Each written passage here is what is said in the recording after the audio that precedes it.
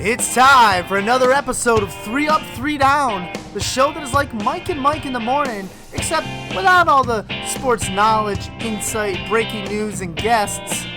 Actually, it's nothing like Mike and Mike in the morning.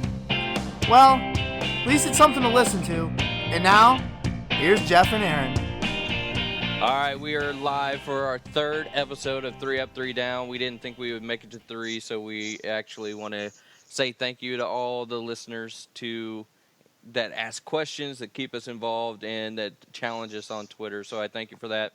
This sponsorship today is brought to you by Amanda Stratford Photography. She specializes in weddings, photos, senior portraits. You can visit her on stratfordphotos.com or like her on Instagram or Facebook.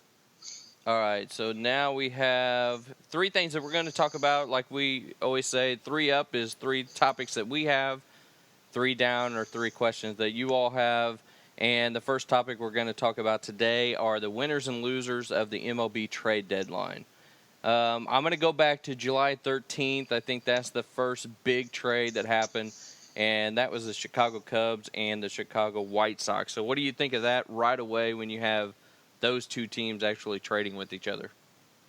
Well, I mean, I think it's interesting because hearing from last year where they talked about how they wouldn't trade Sale to the Cubs, and now it's interesting to make that trade this year.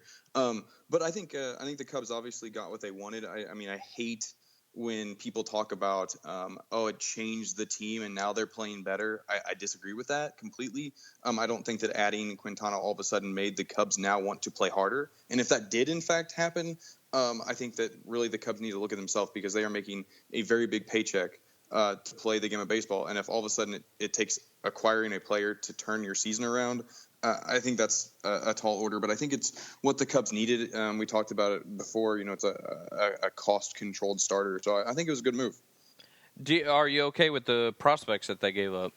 No, so, okay, if we're going to talk about winners and losers, I think it was a great move by the Cubs, but I find it interesting. We got into a little Twitter discussion on this, and I feel like I have to defend myself on this, but all I heard was how the Cubs jumped the market and how this was such a great deal by jumping the market early. And based on last year's, you got to think about it. The Cubs gave up a top 10 overall prospect for a rental in Aroldis Chapman. And we won't discuss whether or not that was a good deal or not a good deal. You got a World Series, so the end of story. Yeah. So really, honestly, great deal. They won the World Series 100 plus years of not winning. So honestly, great deal if you want to talk about that. But they paid a huge price last year. And if you looked at coming into this year, the Indians paid a huge price as well for Andrew Miller. Looking at it this year, I think a lot of people thought that market was still going to be there. So the Cubs paid a huge price. I mean, Jimenez Eloy Jimenez was he's a 5th overall prospect. Dylan Cease comes in around 83rd to 50th if you want to look at different rankings. Baseball America has him at 83rd. So, I mean, if you look at that, that's a huge price to pay. When you look at what the Yankees did to the A's just waited out the A's and said, we're not paying you what you want, and we're going to give you the prospects we want to give you for Sonny Gray. And I think the Cubs honestly lost by jumping the market, if you want to talk about what they gave up for the pitcher they got. That's an interesting way to look at it, especially that, like you're saying, Sonny Gray and Quintana, the only thing different about them really is a lefty and a righty. They both had good contracts, and they both were signed more than 1 year. So that's an interesting way to look at it. And the argument on Twitter was that Sonny Gray wasn't an upgrade to the Yankees. I think it was like that's Boston ridiculous. Was still going to win it. It's stupid. Honestly, it was a huge upgrade to the Yankees, and it gives them a consistent starter. But if you look at it, Sonny Gray had 1 bad year, and that was last year. And actually, it was a bad second half last year. And then if you look at him this year, he actually had a better ERA than Quintana. He had 3 straight years where he was either a high 2, well, not even a high 2. He was like a 267 earned run average. And I know that's not the greatest stat to look at, but those were terrible A's teams. And you look at it, it was like a 267, 313, and a 2 something. I mean, I just threw those numbers out there. I'm not 100% sure on that, but he was a mid to high 2, low 3 earned run average guy until last year when he had above a 5. And then Quintana is always around a mid 3 to a high 3. So I don't really see how, if you just want to look at certain numbers, I don't see how Quintana all of a sudden becomes that much better that you're going to give away two arguably top 50 prospects when the Yankees didn't even give up a top 50 prospect for Gray. Yeah, so and I think that's going to be the argument. It's a wait-and-see thing because, they got 3 quality guys, but they all are hurt right now. So are all of them going to be able to come back and be 100%? I think that's the question for sure for them. Dustin Fowler, the outfielder, tore his ACL. So his game is relied on speed. Right. You're taking a gamble there. The pitcher, James Kerpellen or whatever, had Tommy John surgery. And I'm sorry if I mispronounce these names. I have no clue who they are. I'm not a Yankees fan. But he had Tommy John surgery in April.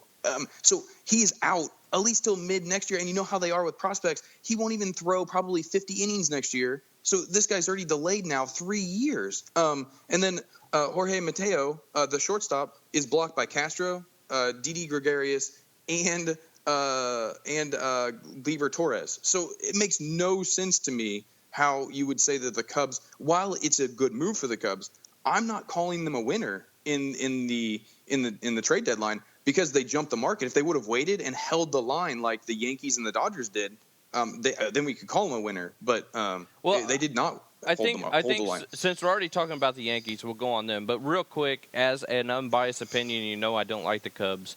The one thing, though, the Cubs got on Quintana over Gray is they're going to have to face left-handed hitters. So I think it is a for sure thing to go after a left-handed starting pitcher. And now you got him and Lester in the lineup, and that's going to help them tremendously against heavy left-handed bats, especially from the Dodgers and stuff like Correct. that. And let's go to the Yankees real quick. And I think the Yankees started their whole trade thing with acquiring Todd Frazier and David Robertson from the White Sox. And I know it was Tommy Kahnle, I think that's how you say it too, is another relief pitcher. But what that did after they got Sonny Gray was when they got Sonny Gray, they were now able to set up their rotation perfectly. Remember, they got Jaime Garcia also. And I know he's not what he always was, but he is a very reliable left-handed pitcher. And consistent. He's consistent. Yes. That's what they need. But what this did for the Yankees is now they're able to put Montgomery back into the bullpen, and then you put Robertson back in the bullpen, and you have Chapman there. Their bullpen is completely stacked right now. And you could argue the same thing happened to the Cubs with also the same name pitcher. Mike Montgomery went back to the bullpen instead of being a starter, which helped them in their bullpen with a good lefty in the back end. But yeah, the Yankees, I think, killed the deadline. If you really want to look at it, they still have all of their top prospects essentially. I mean, Gleyber Torres is the 3rd overall. They didn't get rid of Clinton Frazier. I know Gleyber Torres is out for the year, so we're not even. But they still have Chance Adams. They still have Justice Sheffield. I mean, they still have those guys. And the White Sox picked up Blake Rutherford from them for Todd Frazier, which I think the White Sox killed a deadline as well. But to get that for Todd Frazier was amazing. But the Yankees did a great job, honestly. I think they addressed the key areas they needed to do. Like you said, the rotation's now shored up. It might not be perfect, but it's shored up. I mean, Jaime Garcia isn't. No one's gonna scream the praises of that. But for a low cost pickup, I mean, he can. I've seen stretches of him when he was with the Cardinals, and I know that that's a long ways away. But when he's healthy, I've seen him in the high 2s earned run average and almost unhittable. Well, and the couple of other trades that I really want to talk about real quick is I think the Washington Nationals completely set up their team by the 3 relievers they got. And Ryan Madson, very hard thrower. Sean Doolittle, and we all know what he is. And then the reliever from Minnesota. Oh, who is that? Kinsler. And when you got a closer in Kinsler, you got Ryan Manson as your number 8 guy or 8th inning guy, and a good lefty Doolittle. They have now 2 solid left-handed relief pitchers, and then the 8th and 9th inning guy. I don't think they're real flashy in their bullpen, but with how good their starting pitching is, and then to be able to go up against the Cubs or against the Dodgers, I think they're set up very well, especially what they were before the trade deadline. Well, if you can shorten the game, especially with their starters, the Cubs like to take pitches. So the Cubs are going to take their pitches. They're going to work deep counts. Those starters are going to be out. So, yeah, shortening the game makes sense. I wasn't super impressed with the Nationals. I mean, great upgrades. But, I mean, fans aren't clamoring for the upgrades they made. I think they're great moves for a team, but they also didn't sacrifice long term, which is what I would classify thing. winners. Winners upgraded their teams, but also held the line. And so my winners would be Yankees. I also am going to call the Dodgers a winner. I mean, they held fast on Yu Darvish, and they only gave up Willie Calhoun pretty much in AAA. They held fast. They didn't trade anybody that they weren't willing to part with. The Yankees, same thing. I mean, Yankees, Dodgers, and I think White Sox. I think White Sox killed this deadline. I mean, they essentially, I'm not going to say they robbed the Cubs, but they did a really, really good. They got a good deal for themselves against the Cubs. Yeah, but they also got a great deal against the Yankees. I mean, for Todd Frazier, Blake Rutherford is a great. Yeah. He could be a perennial all-star in the outfield for them. For Todd Frazier. Now, two things on the Dodgers that you didn't really mention, though, was Tony Watson they got from the Pittsburgh Pirates, that good lefty out of the bullpen.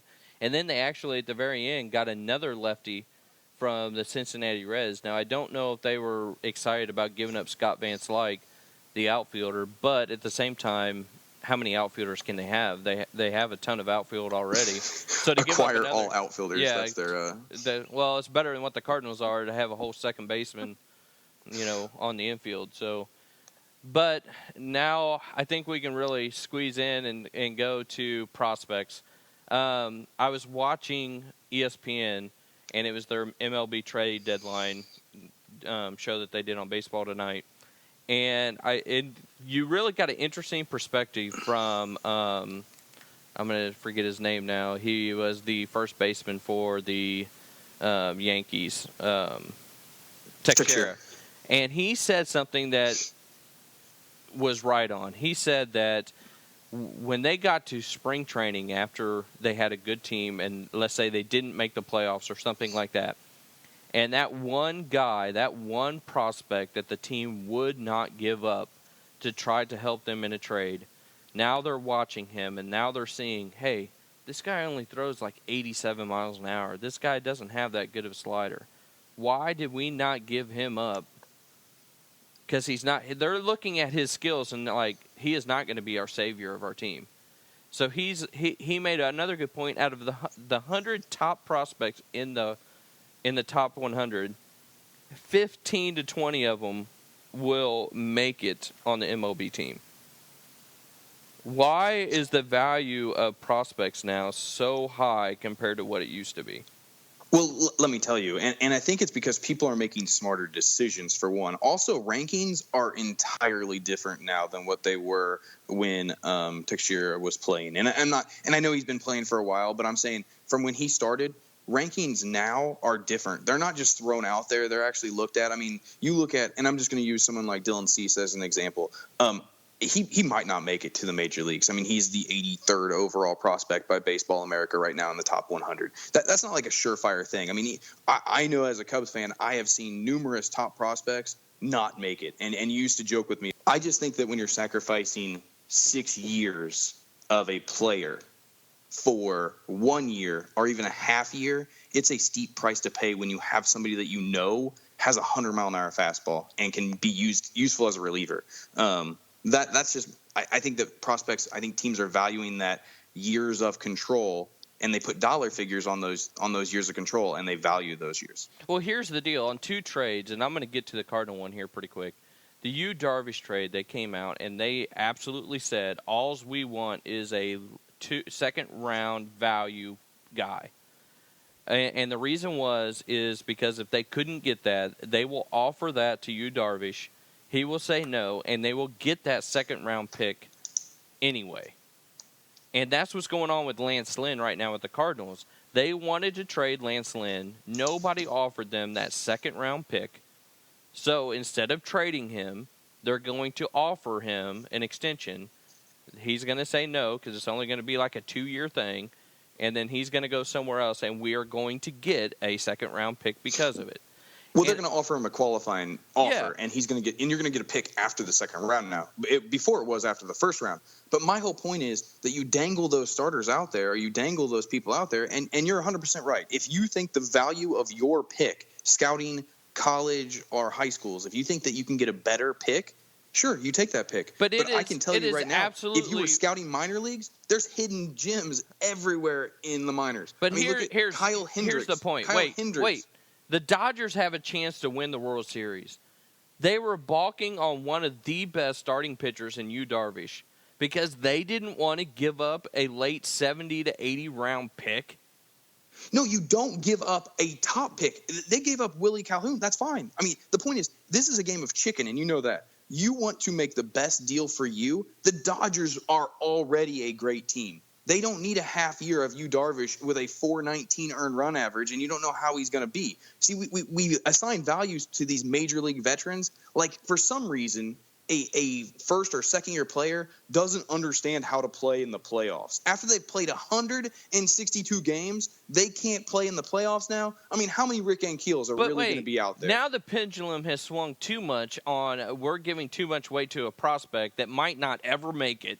We have a legitimate, good starting pitcher guy that's a veteran of the MLB that has proved his strikeout to walk ratio is very high and always will be. I would still rather have my AA player that might not make it than Yu Darvish that might get us over the hump in a World Series win. They That's traded ridiculous. a AAA player. They traded Willie Calhoun. They made a good deal. That's the whole point. They held fast. They didn't give away the top 10 prospects. They didn't give away their top guys. They gave away somebody that they were – and Willie Calhoun's in their top 10 overall prospect list. But what I'm saying is they did not hold fast on that. They're not giving away their top overall prospect that they already know about. But when did this change happen? They're not giving away that left-handed pitcher that everybody wants. All I'm saying is it's a smart move to hold the line fast because we talk about overvaluing prospects right now, but you don't even know the ramifications of the new collective bargaining agreement because I'm telling you, and it's all money. If they go over the salary cap for given years, they can lose a first-round draft pick, which will kill a lot of teams. 5 to 10 Dodgers years and the Yankees ago, can't go. What? 5 to 10 years ago, Sonny Gray would have never have went for what he did.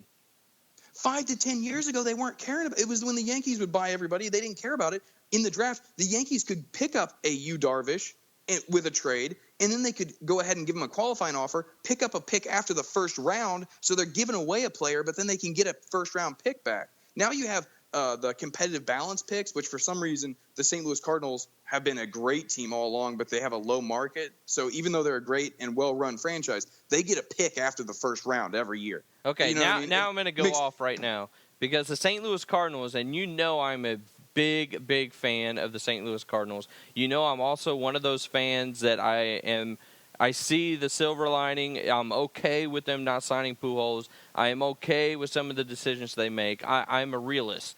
But what they have done the last 5 years and what they're still doing is getting completely ridiculous. They have a $1 billion TV contract.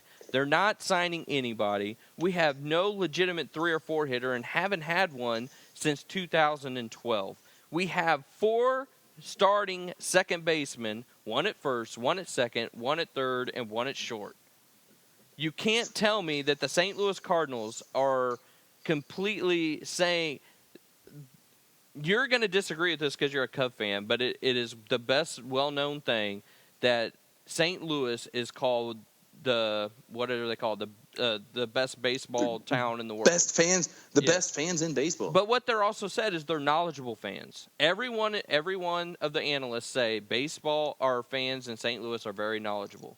I've read Twitter idiots from St. Louis talking to fire Matheny, and that was way back at the beginning of the year. I'm not saying you have idiots in your fan base too, so you can say yes, best but Mike overall Matheny does not deserve being fired because one of those fan base came up to me and said Matheny needs fired for how he does the bullpen. So I finally looked at him and I said, "What do you suggest?" I said, "There is not one quality bullpen guy that he has, not one." And I said, the one that he somewhat does have is Bowman. He's overusing because guess what? He doesn't trust anyone else. So no matter who he put in, something would go wrong. So what do you suggest? You cannot fire a guy that is coaching a minor league team. I'm just saying, and besides Yachty, that's all we got. You can call the best fans in baseball, but they have idiots too. I'm not saying we don't have idiots, but But what I'm saying is Mozeliak and the owners, DeWitt, it is time to treat us fairly. Quit giving us this minor league team on the field and wanting us to accept it and wanting us to love it and come to all the games. But I mean, did you want we David need Price? More than that.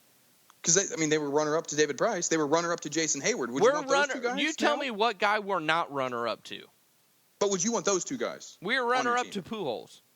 And good thing you were for all three of those, because but someday we have to get someone. It can't be runner-up forever. Nobody likes the second-place person forever. And you just said, though, you have a $1 billion TV contract, and don't yet sign you still anybody. Get a pick after the first round. But we don't sign anybody. I don't care. We don't need picks. We have them. We have Piscotty. We have Diaz. We have DeYoung. Guess what? They're all just minor league players. It is time to get very, very decent players. Fowler, I know he has sucked, but I was happy for the signing because we need somebody like him. Well, and I think that the Cardinals, what I've always witnessed them do was they always moved a guy like a Lance Lynn for somebody that was on an expiring contract, or moved him, and like when you got Matt Holliday, or when you traded Kenton Bottenfield for Jim Edmonds, and then you re-sign them because you are a great organization. Is the way that hasn't happened. But it's been tough. It hasn't happened since Mozeliak came in. Yeah. What has? Because you have Holliday, but regardless, all I'm saying is that I just know that when you look at some of these other ramifications, people don't quite understand, or GMs don't quite understand how the whole market's going to play out. You've heard the Yankees and the Dodgers say that they are not just going to sign people, that they are going to stay under the salary cap. So with that implication, you need younger players that are cost controlled. You can't pay $400 million for somebody's going to pay Bryce Harper. Trout. And then expect to pay another $400 million for another player or another pitcher. I mean, the cost of pitching is crazy high when you look at what David Price compared to when you can bring him up in your minors. Well, I mean, you can go on that about the trade deadline. Look at the trade deadline. Not one big bat went anywhere. Not one. Because it's a staple. I mean, you look at the way the Cubs drafted. The Cubs drafted safe college hitters that have made the majors, and now they've built their roster that way. Yeah. But you know what they don't have? They have no pitching. So the problem is we're spending all these prospects to get pitching. All right. We have a perfect situation to go to the Cubs. Next question is about the Cubs. And I'm going to let you speak first, and then I am totally going to kick your ass after you speak. Bartman got a 2016 World Series ring. Not a replica. The $70,000 ring that it costs every player. What do you, as a Cub fan, think of that? I think that that's a great gesture. I mean, when you look at people in the organization that also got a $70,000 ring for $1, I mean, I think that's a great gesture. That's really all I have to say on that. I'm going to tell you this. I think it's the dumbest thing I've ever seen, and here's why. It has been 14 years since that happened, correct? Yep. What have the actual Cubs organization done for Bartman for that 14 years? Well, no, it's just answer the question. Don't go back and forth. Just be blunt and just say the answer. No, it's interesting that you would say it. I'm not going back and forth. But they invited him to the playoffs the year that they beat the Cardinals, if you remember when Schwarber hit. Why would he go back and get death threats They invited again? him. Hold on. They invited him to come to that game. They invited him to come to the playoffs last year. They invited him to come to the playoffs all the way through. They invited him to the World Series. Bartman has – he just doesn't even want us talking about it. Honestly, it was a rough thing for him. It was a rough thing for the people all involved in that. Stop. What you just said right there is a very known fact, correct? Bartman doesn't want anybody to talk about anything. He moved out of the country. Why did the Chicago Cubs have to make this a public thing? Well, I don't know if – I don't know. It was a public press release from the Chicago Cubs that they did it. Yeah, and I know all that, but I'm sure they reached out to him before they even offered it to him. I mean, I just think it's a good gesture. What you're trying to say is that the Cubs as an organization did this to Bartman. The Cubs didn't do this to Bartman. You have a bunch of, and I'm gonna use the word, you have a bunch of asshole fans who are not true fans. Oh, come on. You had over threats. 80% of the people that were in Chicago wanting to kill him. So you can't say that we only had a 20% fan base over a game. I'm not saying they're not an idiot, but you can't tell me that they aren't real Chicago Cub fans. No, they're not, because any person who knows baseball, knows that it's not Bartman's fault. Knows that if you're going to blame anybody for all of that, I mean, there's blame to be made and people make mistakes. But tell me how Alex Gonzalez got out of the Bill Buckner. I mean, Alex Gonzalez booted the next ground ball, and he is out of nobody talks about him. Nobody brings it up. I mean, it's mentioned by a few people, but no one really talks about it. Alex Gonzalez sure isn't going to bring it up, but he's the one that booted the ball that came next. That's the Bill Buckner move. But anybody that issues a death threat because of something like that, I'm sorry, you're an idiot. And if you're listening to us talk and you're one of those people that wants to issue a death threat because of a stupid game, you are an idiot. Okay, and so now the Cubs are doing a nice thing by giving Bartman a ring. Who is one of the best beloved Chicago Cub figures ever? I mean, we have a few. I mean, Ryan Sandberg would be. No, not even a player, just the Chicago Cub. Oh, Harry Carey. Okay. Harry Carey's restaurant went after Bartman. Harry Carey's restaurant bought the ball, blew it up, and made a big spectacle over Bartman. Correct? I don't think. I mean, no, correct. Stuff, I mean, Harry Carey's restaurant also murdered a goat and served it to people. But they bought it for $113,000. So you can't tell me the most beloved person of the Chicago Cubs that went after Bartman a little bit. Hold on. That now all of a sudden going after Bartman because they blew up Bartman's ball. They wanted it to be over. I mean, I get that. Yeah, sure. Here's the ball that we're going to symbolize that is this terrible thing, and you blow it up. I'm sure Bartman would like that ball to be blown up. My whole point to this is if the Chicago Cubs would not have won a World Series, they would have never reached out like they did to Bartman. They reached out to him the year before. To come to a playoff that not one fan there would have wanted to see him at. No one would even have known. They wanted to give him tickets. I think people want to move past it. That's why they invited him back. You have a new ownership. You have a new thing. And the ownership is nowhere near saying they were responsible for all the stupid fans. But you have an ownership that already tried to reach out to them. They already tried to reach past this. I mean, they tried to do that. Now, I'm sure in some of those conversations, it came up that, hey, he would probably be interested in that. And that's how, through some of the representatives. I don't know. I'm just this guy's family. They're not throwing this. They're not throwing this down. This guy and this guy's family for 14 years have gotten death threats. For 14 years. And those people that issue death threats should be arrested if they find them out. Because it is absolutely stupid. I agree with that. But my point is, it's not the Cubs' responsibility. The Cubs should have never made this public. They should have the owner of the Cubs should have went to Bartman's house and gave it to him. Under no circumstances should have been public. And they should have went on with life. Bartman even said in his statement that he's tired of the media and he will not talk to anybody. This is the only statement he's going to give. And I guarantee you Bartman would have rather him and Moises Alou said, hey, guy, here you go, you deserve this, and been done than making it a press release. I agree, but you're saying they got something out of it is what I'm saying. This is exactly what the Cubs wanted. They got something out of it. They got a press release. They got more talk about it, even though the guy that they gave it to wanted nothing to do with it. Well, I'm sure that part of when they talked to him about issuing this, I don't think that the Cubs went, we're going to give Bartman a ball. Let's issue the press release and then see what happens. I know that they talked to Bartman beforehand because that would be the smart thing to do. You don't want to issue a press release where we're going to give Bartman a World Series ring and then have him issue a statement that says, I don't want your damn ring. So they knew that he was going to take the ring, and they knew all of that beforehand, and they had it all worked out. So Bartman was okay enough for them to release that. I mean, Bartman's fine with that, or else Bartman wouldn't have accepted the ring. So not poor Bartman right now. Poor Bartman is the 14 years beforehand. Not poor Bartman that he got a World Series ring. Because, I mean, there's tons of Cub fans that I know that would kill for a World Series ring that have suffered a lot. Not like Bartman, of course. But, I'm saying there's a lot of people that have suffered that would have enjoyed a World Series ring or a chance to own one or not even a replica. I'm sure there's a lot of people that have $70,000 that they would like to drop down on that. Not me. But if anybody would like to buy me one, I would gladly take it because, I've suffered a lot too. That is going to be it for the 3-ups, and we are going to be right back with the 3 downs. And those are the ups? If you haven't had enough of this crap, here comes the 3 down. All right, we're back for the 3 downs, and those are the questions we get from you all. You all can send them to @3up3down talk at Twitter, and that's the number 3 and then up, number 3 down, and then talk.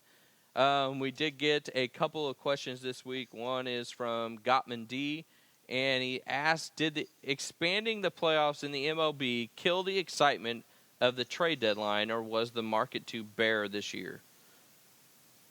No, I don't think expanding the playoffs killed the trade market. I mean, I think moving it back put more people interested in acquiring talent. It gave them more time.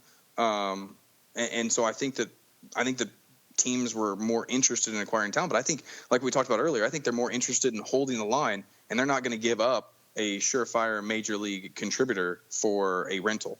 Yeah, I think another thing that's actually killed the trade market is after the deadline. There are so many deals now done after the deadline that I don't think teams are so dependent on getting deals done at the trade deadline. I think because of crappy contracts. Yeah, I think they feel nobody's so going to pick easy. up those contracts. Yeah, and I think that's why sometimes there isn't as big of an issue as there is now. And the trade deadline, no matter what anybody thinks, the MLB Trade Deadline is the best trade deadline of all of professional sports. It's the one that always something's going on. It's exciting. Every team, if I'm a fan of a team, I'm paying attention in hopes one way or the other. No matter if you're the worst team in baseball or the best team in baseball, during that time, you're hoping something happens.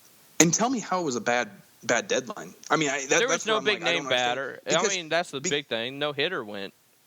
Well, I mean, I guess when you're looking at it, it's not that. I mean, my problem with the deadline was that now it's getting harder for analysts to accurately predict where people are going to go. When you have people breaking news on Twitter that aren't even affiliated with any of the major news outlets about the trade deadline, because that's how the Chicago Cubs, it broke the day before, actually, that it was on ESPN that they traded for Quintana. When you have Twitter breaking news and when you have the talking heads, so to speak, who can't accurately predict it as well as they have been in the past, then I think that, it leads to it. It leads to me as a fan being like, wow, it was a down deadline, but I don't necessarily see it as a down deadline. I mean, you had two big names moved. I think the Quintana news was a shock to a lot of people. So yeah. And the next question is from @KDogTV. And he says, is picking on LeBron the cool thing to do now amongst NBA players? And he cites the Steph Curry and Irving at the Barnes wedding and what they did to LeBron. Well, are they as afraid of LeBron now? And so now are more people that have had issues with LeBron able to speak up? I mean, because Kyrie Irving was very adamant. He said he didn't want LeBron to son him. And I wouldn't want that either. I mean, how many you all? I mean, everybody we talked about, everybody we know that talks about basketball kind of knows that LeBron has his way. He has his own little posse that he can bring in to whatever organization he wants. He has. I mean, he is essentially the sport. I heard Colin Cowherd talking about how LeBron is the draw to the NBA, and I think people, they fight that whenever they start to feel that way, and the more people that are saying it, they're starting to. I guess it is the hip thing to kind of pick on him. I guess we love our stars, but when they're down, we love to knock them. But I don't think it's the hip thing. Why can LeBron James do it last year to Green and all them? He made fun of them so much after the parade and all that kind of stuff, and everybody thought it was funny. But now that Steph Curry does his little dance that he did after Steph Curry won the ring, why is it being blown out of proportion that Steph Curry does the same thing that LeBron did? And then LeBron even went a step further, if you remember what he did at Halloween. At Halloween, he even did more stuff against the Golden State Warriors. Remember, he put RIP on their tombstones and stuff like that? Why is it okay that LeBron does something and Steph Curry and them are like, oh, my God, what are you doing to LeBron? And the other point to all this is no one's going to Cleveland. Not anyone. Even Carmelo Anthony, who's supposed to be one of the biggest pals of LeBron, does not want to go to Cleveland. So are they really flocking to LeBron like they used to? Well, and I think that part of that is they're standing. I think it is interesting that Kyrie Irving kind of stood up. But I think now when you have somebody that has that voice of dissent, I think it does kind of get a little bit easier to throw the punches at the king. The guy who is – I mean, look at the ratings since LeBron has been in the finals and all. I mean, he's bringing the NBA back around. So I don't think there's any doubting in my mind that LeBron James is the best player in basketball. I don't think you can have arguments and all that kind of stuff. But when it comes down to it, easier for them to throw shots at him right now. But at the same time, what I'm saying is, if LeBron is able to do it to them, they are 100% able to do it to him. Oh, and I agree. He better take it. And I don't necessarily think it's natured either. I think that there's some animosity there too. So. Oh, there most definitely is, just because I think people are sick of it. I mean, I really do. And the last question is, I don't even want to mention this guy because I'm sick of talking to him about him. I'm sick of him being on ESPN. Let's go back to your Fox. stupid Bartman rant. Well, I mean, the little Yankees boy that reached over and whatever. I mean, that was at Yankee Stadium, so that was for the Yankees. So that was but where's the Yankees giving him a ring? He didn't get death threats. Anyway, yeah, but he should. Anyway, LeVar Ball and his antics won at the Las Vegas AAU game where he demanded that a female referee get kicked or removed and replaced. I cannot believe, one, that they did it, and I can't believe, two, that where are the women right movements coming after LeVar Ball? It's like nobody's saying anything about it. Well, and I don't understand. I mean, because man, this guy, you can't deny he's a great marketer, but man, it's like every time somebody starts, like if he just would have went away once he got his son where he needed to get his son. But nope, he keeps putting his foot in his mouth. But I think he does it completely on purpose. Well, I don't know if this one was as calculated as we would like to think. I mean, I think he's got some serious issues with women in sports, and I think that is a tragedy. And I agree with you. I mean, where are people standing up? And I'm sorry, kick his team out of those.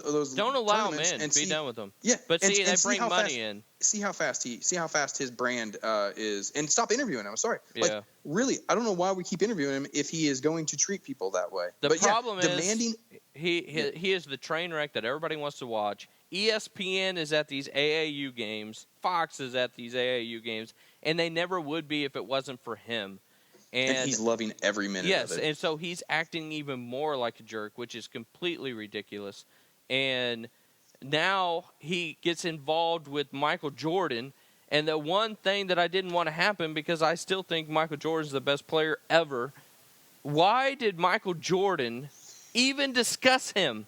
Why would a billionaire give one crap about LeVar Ball, discussing that LeVar Ball could beat Michael Jordan in basketball? I have no clue, because actually it was the dumbest thing ever. And I know I would actually like to see a one-legged Jordan versus with as long as Jordan was still healthy. You know what I mean? Like, right. I don't want to see him lose his leg to do that, but I think that'd be an interesting matchup to see if a one-legged Jordan could beat him. And I think he could. I mean, I think a one-legged Jordan could beat me pretty easy. I just think that Michael Jordan should have just looked back. at the camera. I think it's stupid. When they asked him, I think he should have just looked at the camera and said, next. And that would have been so much better, so much more to the point than even saying I could beat him with one leg. Because LeVar Ball got exactly what he wanted, no matter what. That's what he is. He is the Kim Kardashian that wants the show. And he's going to get one because reality TV wants something like him, and he's getting exactly what he wants. Yeah, and we are literally buying into it too. I mean, yes. Talked about every show. And no fault to Lonzo. I mean, because he is going to enjoy his triple-double on the first game of the season. But I feel bad for Lonzo a little bit here, and some of those kids, because I know that they love their dad, but man. Even some of the comments he made about his wife are just I just can't believe the female part, that it's over the top and it's so bad that nobody is saying, wait a second, you freaking jerk. You're done. Adidas, shame on you. That's your tournament, and you allowed him to replace an official, and then he got teed up later, like a few minutes later, and then they ended up forfeiting the game anyway. Yeah. So he's you removed an official. They sacrificed their integrity for that man, and to me, that is ridiculous. Yep, I agree. And then the last thing I wanted to get out there, 3up3down, we have decided to start a fantasy football league. I don't understand why we did, because I will win, you all will suck, and I'll get all the glory. But that's okay with me.